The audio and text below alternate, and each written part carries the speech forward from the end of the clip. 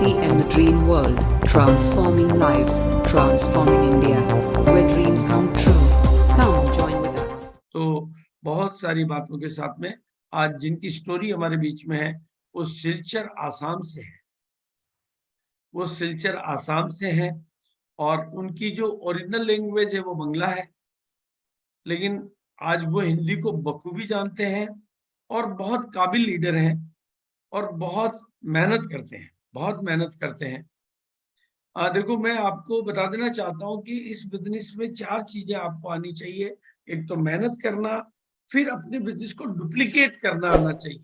अगर आप केवल मेहनत कर रहे हैं, डुप्लीकेट करना नहीं सीखे हैं, तो आप फिर जिंदगी भर ग्रो नहीं कर पाएंगे, क्योंकि डुप्लीकेशन की जो ताकत है नेटवर्किंग की, वो आपके बिजनेस में समा जानी चाहिए। और डुप्लीकेशन के बाद में आपको आना चाहिए प्रमोशन करना, ताकि आपकी जो टीम बढ़ गई है उस तक सारी बातें प्रमोटेड वे में पहुंचे। आपका प्रमोशन का जो जादूगरी है वो कितना इफेक्टिव है, वो आपके प्रमोशन की जादूगरी ही आपका प्रमोशन है। मतलब अगर आपकी टीम लोगों को एडॉप्ट नहीं कर पा रही है, किसी भी आप अपनी टीम को भिलवाड़ा नहीं ला पा रहे हो, तो इसका मतलब है आप भिलवाड़ा का प्रमोशन नहीं कर पा रहे, यानी आपको अभी प्रमोशन करने में कमजोर हो। आपकी टीम मीटिंगों में नहीं बैठ रही है, इसका मतलब आप अपलाइन का या मीटिंगों का प्रमोशन नहीं कर पा रहे हो। आपकी टीम प्रोडक्ट यूज नहीं कर रही है, इसका मतलब आप प्रोडक्टों का प्रमोशन नहीं कर पा रहे हो। यानी प्रमोशन एक कला है, एक जादूगरी है, वो आप करना सीखेंगे तो आपका बिजनेस बहुत ऊंचाई पे जाएगा। और फिर अपनी लीडरशिप को आप जितना ग्रो करेंगे, और आपकी लीडरशिप ग्रो करने की पहली स्टेज है कि you make your story and tell your story and we will sell your story. हम आपकी कहानी को पूरे हिंदुस्तान में आपसे पहले पहुंचा देंगे। हमारे YouTube चैनल पे जैसे ही आपकी कहानी आएगी, वो एडिट होगी, उसका प्रमोशन होगा, उसका प्रचार होगा, उसके बहुत सारे सब्सक्राइबर हैं वो देखेंगे।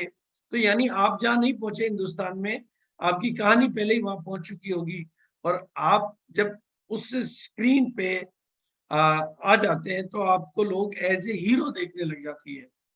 आप जब उनके यहाँ पर शहर में मीटिंग लेने जाते हो तो लोग कहते हैं, अरे इनको तो मैंने बहुत बार सुना था, बहुत अच्छा बोलते हैं, आज मैं पहली बार इनको फिजिकली देख पा रहा हूँ, तो वो बड़ा गर्व महसूस करता है।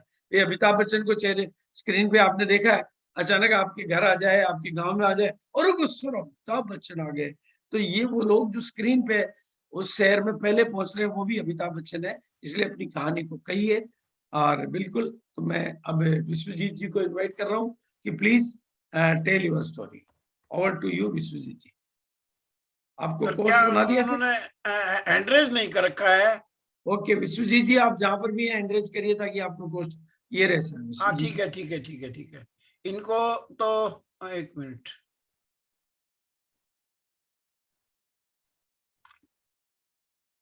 आ जाइए sir Vishwajeet ji. Yes sir Vishwajeet ji, over to thank you Gurudev. आवाज आ रहा है सर मेरा? हाँ जी जी जी जी।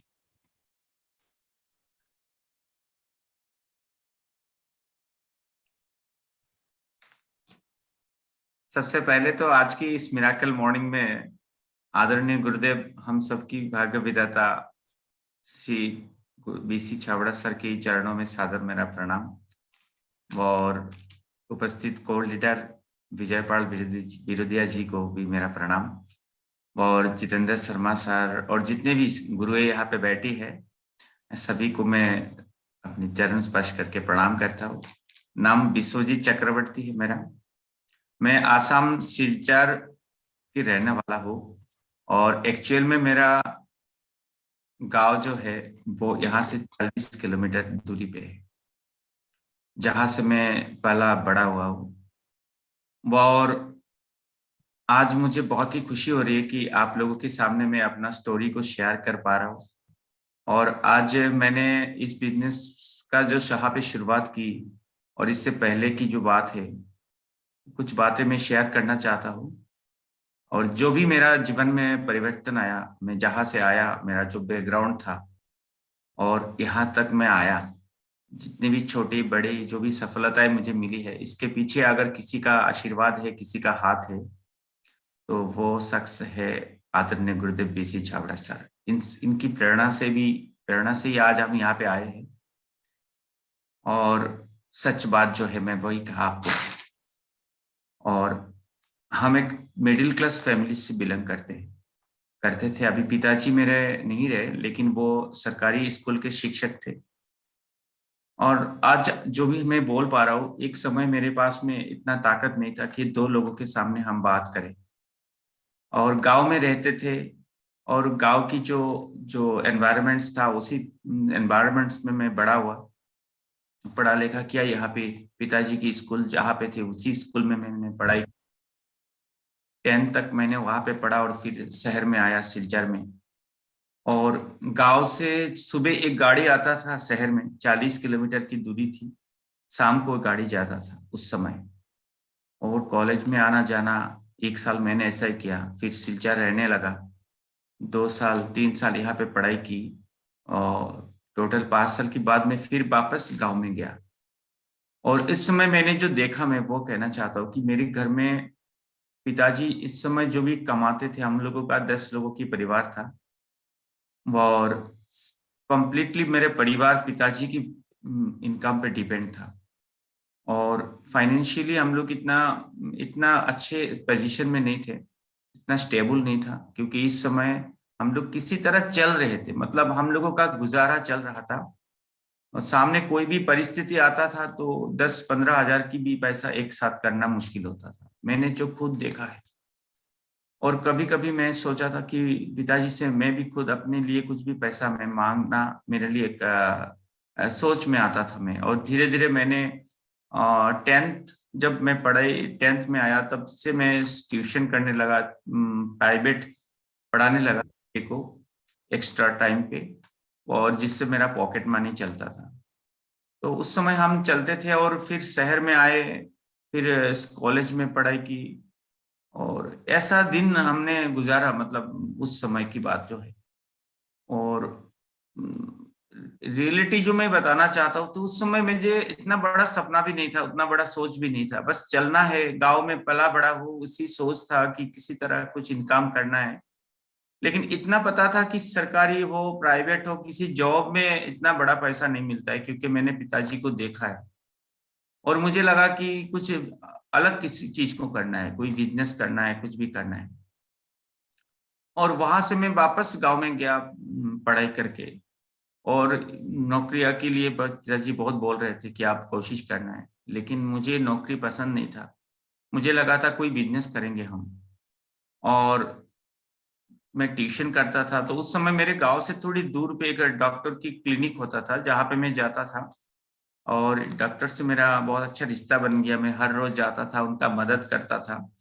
तो उन्होंने मुझे कुछ सिखाया, कुछ मैंने वहां जाते जाते मैंने सीखा। और मैंने वहां पे सीख करके कुछ, जब मेरा इंजेक्शन देना, सेलाइन पुश करना, वो मैं बहुत कुछ सीख लिया। तब उन्होंने मुझे कहा कि आप एक गांव में एक मेडिकल स्टोर खोल लो, मैं एक लाइसेंस की इंतजाम करके आपको देता हूँ। और मुझे लगा कि मैं ये बिजनेस कर सकता हूँ। और फिर मैं पिताजी से पैसा मांगा, तो पिताजी बोले कि अब थोड़ा समय लगेगा, इसके लिए हम कोशिश करते हैं। तो पिताजी ने मुझे 30,000 की जुगाड़ करके दी, 30,000 की।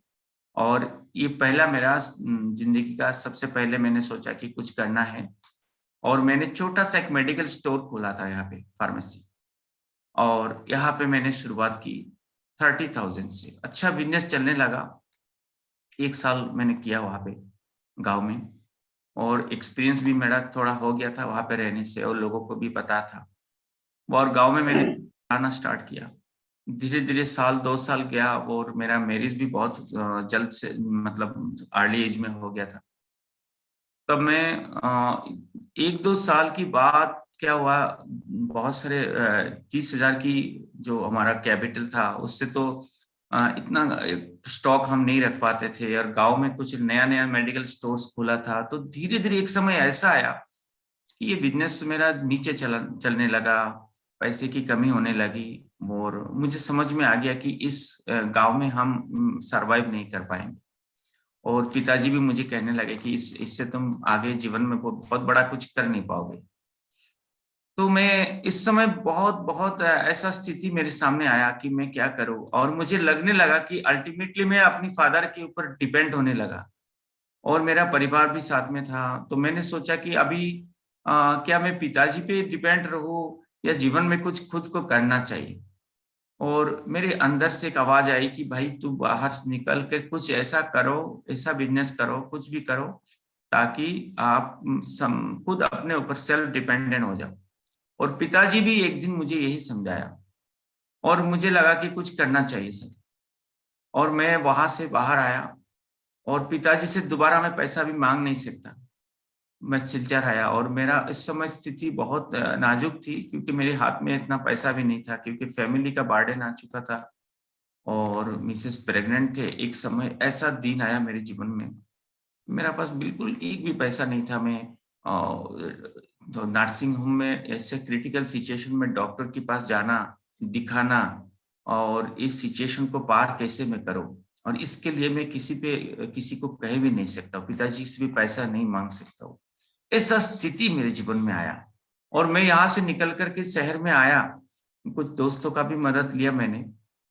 उस समय मैंने आके 1-2 महीना मिसेस को लेके वहां पे रहना पड़ा, और मैं सोचा कि कुछ दूसरा कुछ करना है मुझे, लेकिन पूंजी नहीं है, कोई कैपिटल नहीं है, किसी से मांग भी नहीं सकता हूँ, तो मैं क्या करूं। और मेरे दूर के एक मामा लगते हैं रिश्तेदारी में, और इसका बहुत बड़ा एक शोरूम था सिलचर में और शहर में, वो और फर्नीचर की। तो मैं उनके साथ में मिला, और यहाँ पे गया मैं, और उनसे बोला कि मामा जी मुझे काम की तलाश है, मुझे कोई काम दिला दो ताकि मैं चल सकूं। और उन्होंने भी मेरे लिए बहुत कोशिश की। तब प्राइवेट जॉब भी मिलना बहुत ही मुश्किल हो रहा था मुझे, मेरा पास इतना एक्सपीरियंस भी नहीं थे। तो मामा जी ने मुझे बोला एक दिन कि भांजे तू एक काम कर, मेरे साथ रह जा। और अपनी दुकान में ऐसे ही मुझे एक ऐसा व्यक्ति की तलाश थी, और तू इसके लिए परफेक्ट है, तू रह जा, और तुम्हें मैं जो भी होता है, मैं अपनी दुकान समझ के, अपनी शोरूम समझ के इसमें चलना है, इस बिजनेस को करना है। मैंने कहा ठीक, मुझे काम चाहिए कहीं भी हो जाए, क्योंकि चलना है, अभी सरवाइव करना है। और इसी स्थिति में मैंने मामा जी के वहां पे स्टार्ट किया, सिलचर पे रहना चालू किया, और सिर्फ 800 रुपया मुझे मिलता था। 800 रुपीज एक महीने की मुझे मिलता था। 200 का मकान में हम रहते थे, 200 की एक छोटा सा सिंगल रूम में। बहुत बहुत मैंने वहां पे स्ट्रगल की, और स्ट्रगल किया बहुत। 2-3 साल मैंने ऐसे ही किया। बच्ची मेरी गुड़िया की जन्म हुई वहां पे। इस समय मैं ऐसा दिन गया, दोपहर में खाना मैं नहीं खाता था, क्योंकि इसको स्किप मैंने इसलिए करता था कि पैसे मेरे पास कमी थी, और घर में मैं बताता नहीं। मैं मिसेस को कहता था बाहर में खा लूंगा, आप लोग घर में खा लेना। और सुबह निकालता था और रात को जाता था घर में। और एक ही रूम था मेरा पास में, एक छोटा सा मकान, वो इतना आप छावनी कह सकते हैं। और ऐसे घर में 2 साल 3 साल हमने रहा। और फिर धीरे धीरे मुझे एक दिन समझ में, ये बिजनेस को मैंने कुछ सीख लिया, कुछ फर्नीचर्स की जो जैसे बिजनेस कैसे करते हैं वो मैंने सीखा। और मेरे अंदर में एक पॉजिटिविटी था, एक उम्मीद था कि आज नहीं तो कल मैं कुछ करूंगा, कुछ ना कुछ मुझे जीवन में करना है। वो उम्मीद मेरे अंदर में था।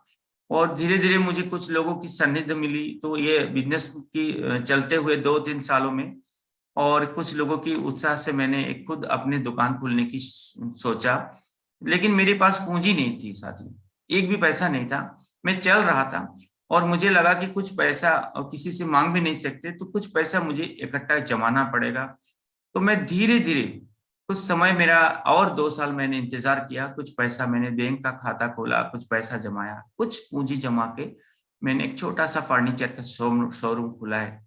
और फिर मैंने स्टार्ट किया, अच्छा खासा चलने वाला, मतलब चल रहा था। 2 साल, पहले साल तो बहुत अच्छा चला, वो दूसरे साल भी बहुत अच्छा चला।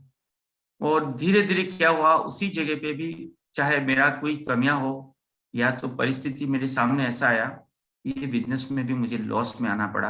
हर महीने ऐसा होने लगा कि मेरा आमदनी से खर्चा बहुत ज्यादा होने लगा। और एक समय ऐसा आया 10 से 12 लाख की कर्जा मेरे ऊपर आ चुका था। दुकान जो बिजनेस मैंने खोला था वो बंद होने वाले थे उस समय। और मुझे एक समय ऐसा लगा कि सबसे ज्यादा पनौती में हूँ, अगर मैं जो बिजनेस में हाथ देता हूँ वैसी पे मेरा असफलता आती है, जिस बिजनेस में मैं हाथ डालता हूँ। और मैं क्या करूँ उस समय, मैं बहुत सोच में आ गया था मैं करूँ क्या। और इस समय मेरे एक ससुराल के रिश्तेदार थे, उनका मेडिसिन का एक बहुत बड़ा होलसेल था। तो उन्होंने मुझे कहा कि विश्वजीत जी आप एक काम करो, एक होलसेल मैं तुम्हें देना चाहता हूँ, अगर 20,000 तुम जमा कर दो मेरे पास में तो मैं 40-50,000 की मेडिसिन दूंगा और उससे तुम गांव-गांव में जाके सप्लाई करके उससे कमा सकते हो। लेकिन साथियों मैं कहना चाहता हूँ कि ये बिजनेस में 10 लाखों की मेरा पर कर्जा आया और इस समय मेरे पास 10,000 भी पैसा बाहर मतलब इकट्ठा नहीं था। ऐसा स्थिति में आया मैं, उनको 20,000 में कहाँ से दूं और कैसे इस बिजनेस को स्टार्ट करूं।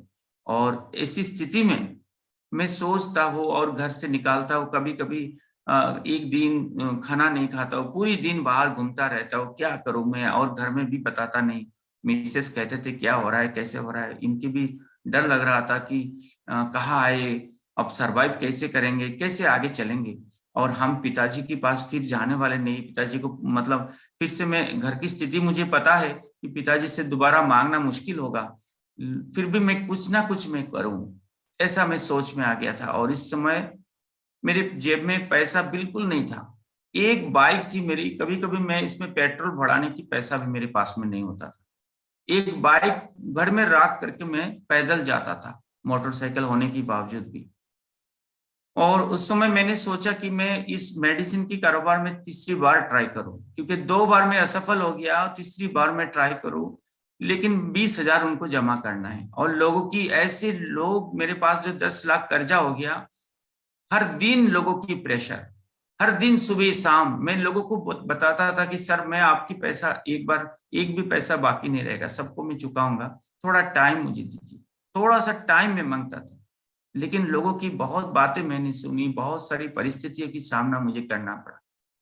और इसी समय जब मैं इस मेडिसिन की कारोबार को करना चाहता था, 20,000 के लिए मैं सोच रहा था, मेरे पास 2 ही चीज बचा हुआ था, एक मेरा मोटरसाइकिल था, बाइक था पुराने वाली, अभी भी याद है वो टीवीएस की वो बाइक मेरा, और मेरे मिसेस का कुछ जेवरात थी।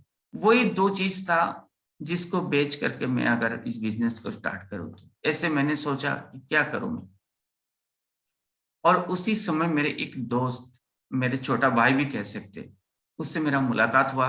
मुलाकात का मतलब वो आता जाता रहता था, कभी भी उसने मुझे मदद भी किया है।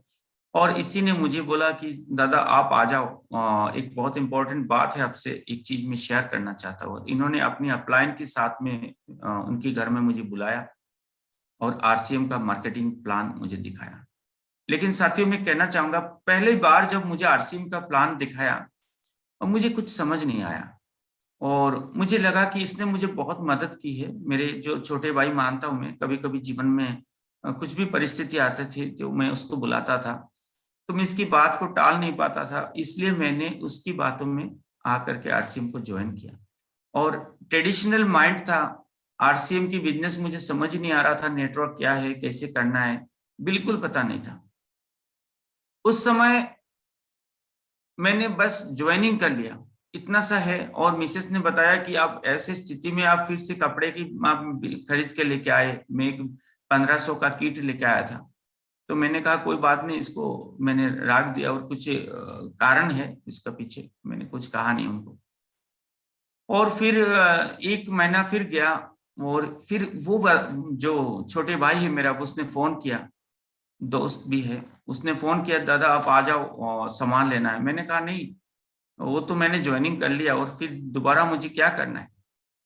तो उसने कहा देखो पिछले महीने मैंने 4 लोगों की ज्वाइनिंग करवाया आपकी टीम पे। तो मैंने कहा वो तो पिछले महीने आपने किया, उससे क्या होगा। कहा नहीं नहीं वो तो है, वो आगे भी आपका उससे इनकम भी आएगा। तो देखिए मेरा दिमाग में ये एक्सेप्ट नहीं किया, दिमाग ने, कि मुझे लगता था कि मैं काम करूंगा तो मुझे पैसा आएगा, आप काम करेंगे तो आपका पैसा आएगा। ये कहाँ से वो दूसरे व्यक्ति ज्वाइनिंग डाल रहे हैं और उससे मेरा इनकम कहाँ से आएगा। तो मैं उसकी बात मानने के लिए तैयार नहीं हुआ। मैंने कहा देखो सर, देखो तुम जो बात कर रहे हो, तुमने पिछले महीने 4 लोगों की ज्वाइनिंग किया और उससे मुझे कहाँ से पैसा आएगा, वो तो तुमने किया, मैं तो कुछ नहीं किया।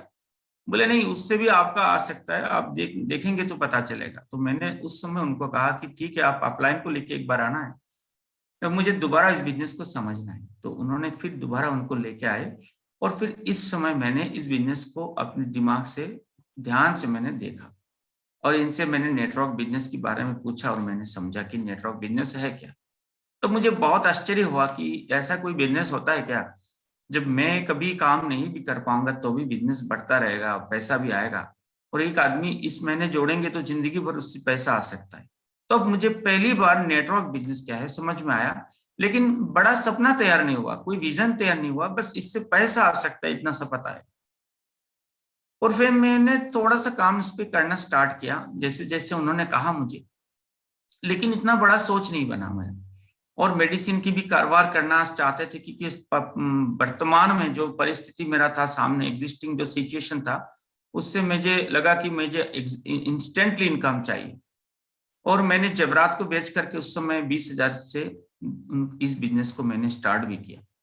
और उसी समय उसी व्यक्ति का जो अपलाइन मेरे पास आए थे, उन्होंने कहा देखो सर, आपका पास में तीसरी बार आया अभी, अगला 15 दिन के अंदर में एक डेट उन्होंने कहा कि उसी तारीख को एक बहुत बड़ा सेमिनार होने जा रहा है, और आज यहाँ से आप अगर इस सेमिनार पे अटेंड करोगे तो आप इस बिजनेस में क्या होता है, आपके जीवन में क्या बदलाव आ सकता है, वो समझ सकते हैं।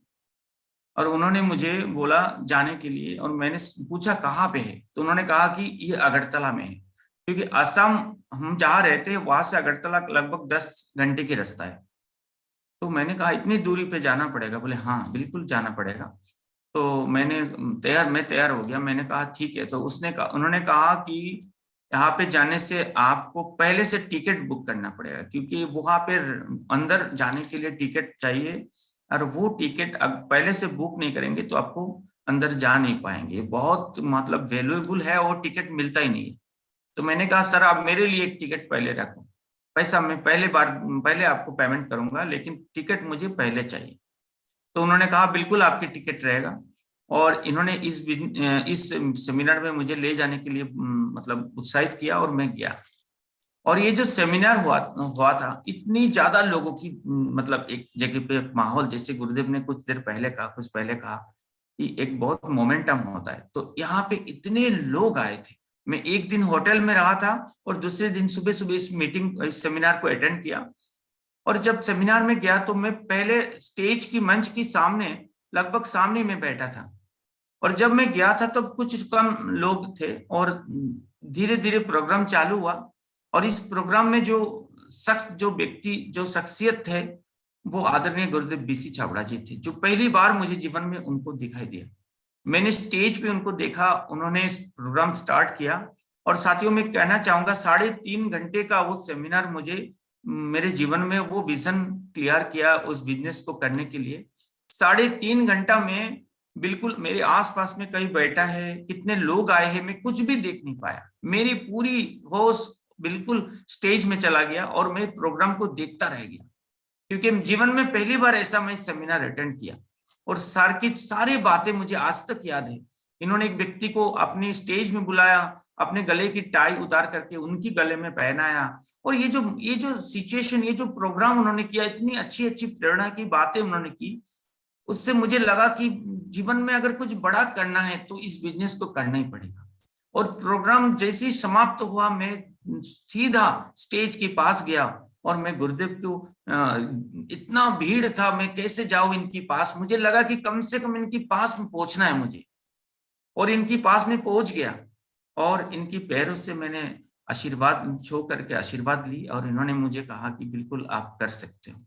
और इसी क्षण मैंने आया, और फिर मैं आके इसको स्टार्ट किया। साथ साथ में मेडिसिन का भी कारोबार में करता था, और इस आरसीएम की भी मैं स्टार्ट कर लिया। लेकिन कहाँ से लोग आएंगे, कैसे हमारा टीम होगा, वो मुझे पता नहीं। मुझे सिर्फ इतना समझ में आ गया, इसकी मार्केटिंग प्लान मुझे दिखाना है और लोगों तक पहुंचना है। और साथियों में एक बात कहना चाहूंगा, इस समय मेरे जितनी जानकार लोग थे, 10-12 लोगों को मैंने बताया था, ज्यादातर लोगों ने मना कर दी।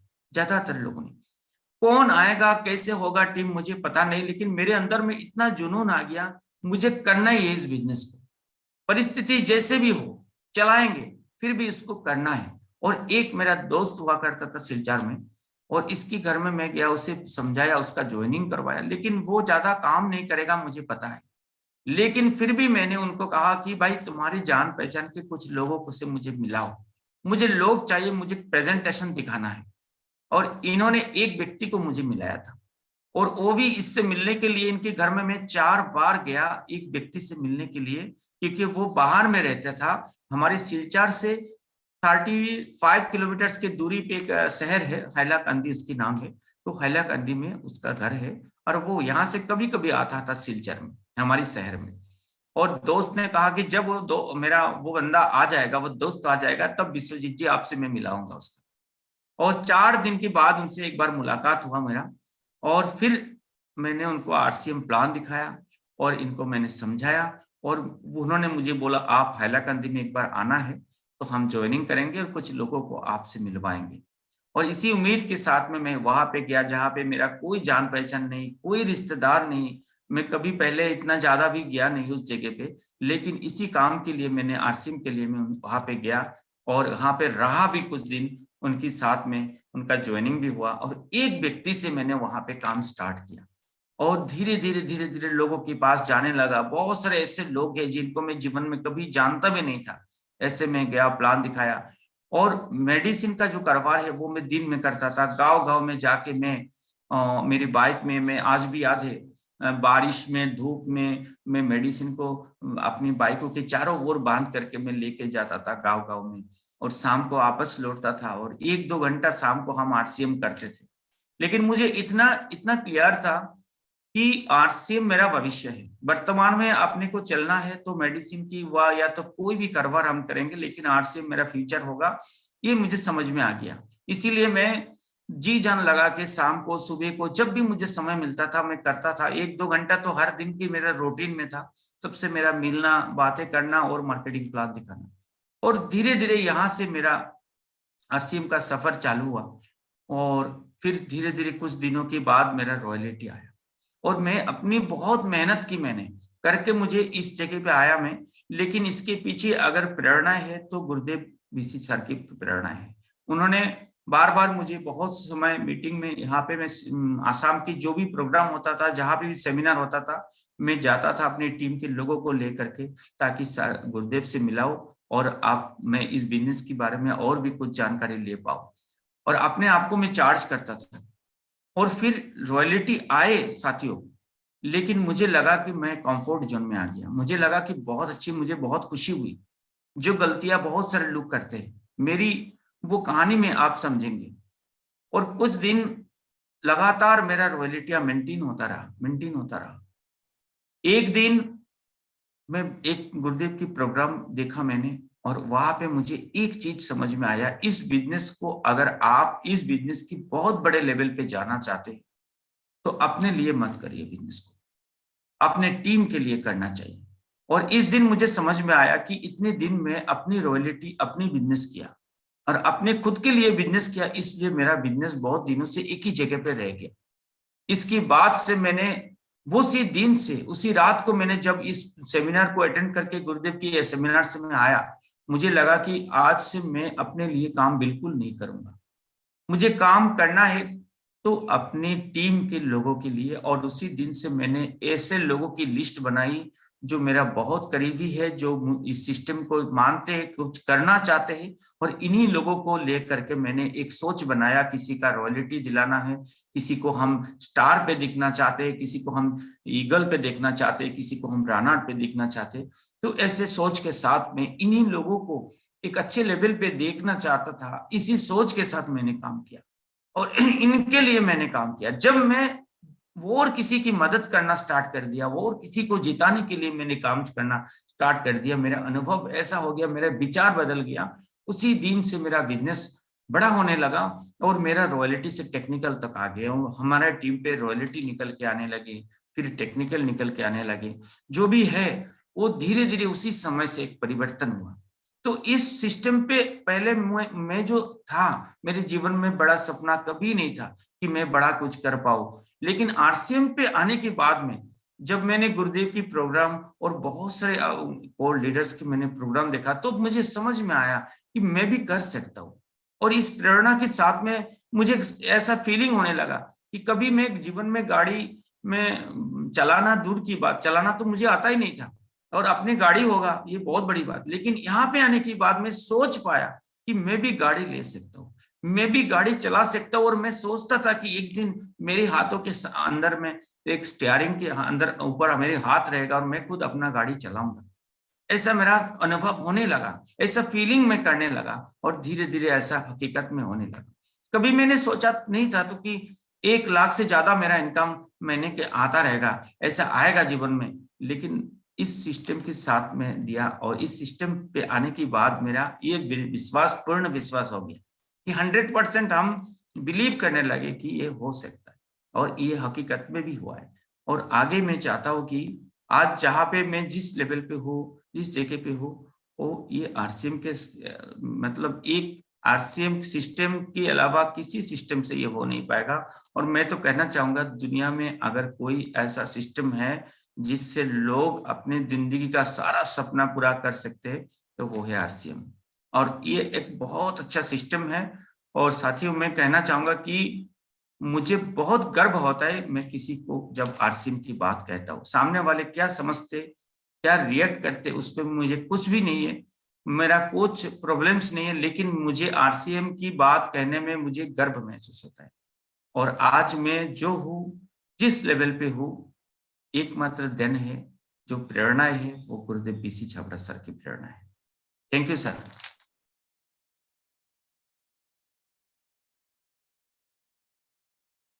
बहुत बहुत धन्यवाद विश्वजीत जी, बहुत बढ़िया, वेरी नाइस। और आपका बहुत बहुत धन्यवाद, आपने अपनी स्टोरी सुनाई। मैं कुछ लोगों के विचार जानना चाहूंगा समापन की तरफ बढ़ने से पहले। 1 मिनट, मैं थोड़ा सा विश्लेषण कर देता हूँ। जी यस गुरुदेव, मैं आप दिखाई नहीं दे रहे थे। हाँ। देखो, आज जो बात मेरे को समझ में आई है कि हम जब स्टेज पे या किसी की मदद कर रहे होते हैं,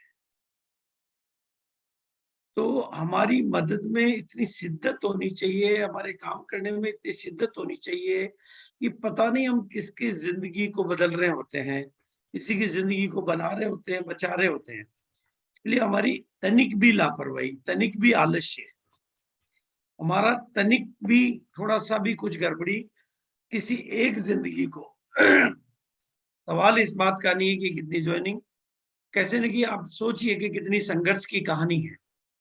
उस संघर्ष की कहानी को जीवन दान देना कितना जरूरी होता है।